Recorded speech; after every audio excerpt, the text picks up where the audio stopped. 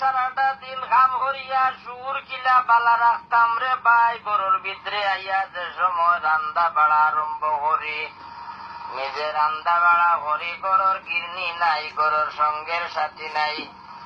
আর ও ভাই সাব হল, তোমরা তো বাংলাদেশও আছো রে ভাই হল, আস্তা দিন গুরু আড্ডা দিলা বন্ধু বান্ধব রে লইয়া বেড়াইরা রাই থইলে গর গিয়া খের বউ আসন, খের মা আসন, খের বইনা আসন, সব রান্দা রেডি রাখরা।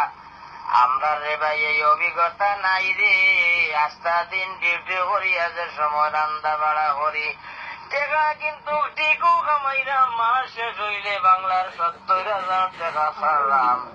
কিন্তু রে ভাইয়ান যে বাংলাদেশের যে মা বাপ ভাই বিরাট দোয়ার একনার যে সুখ শান্তিটা মিলে রে, এই টেকার মাঝে কিন্তু এই শান্তিটা পাওয়া যায় না। ও ভাইয়ান রে, তোমরা রে কইরাম রে ভাইয়ান, আমারে যে বারবার গুরুহর ভিতরে হারাই রায়।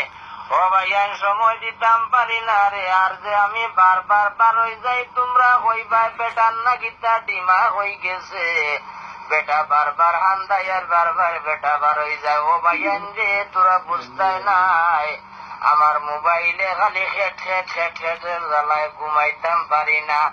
ও ভাই যাব হল, তোমরা রে বারবার হইরাম রে ভাই হল, তোমরা রে যে সময় আমি হাঞ্জা হয়ে গিব, আমি বার হয়ে যাইমু, পরের দিন যেমন ১ ঘন্টা ১.৫ ঘন্টার লাগে আমারে হারাওতে আমি সময় দিমু রে ভাইয়াই। কিন্তু রে ভাইয়ান আমার ইলা জ্বালাইয়া মারিও না রে। ও ভাইয়ান একতো নাই রে গরো রান্না মানুষ, একতো নাই রে কেউ সাহায্য করা মানুষ, এই কারণটার জ্বালায় কোনো খানো কইতেও ভালো লাগে না, সইতেও ভালো লাগে না।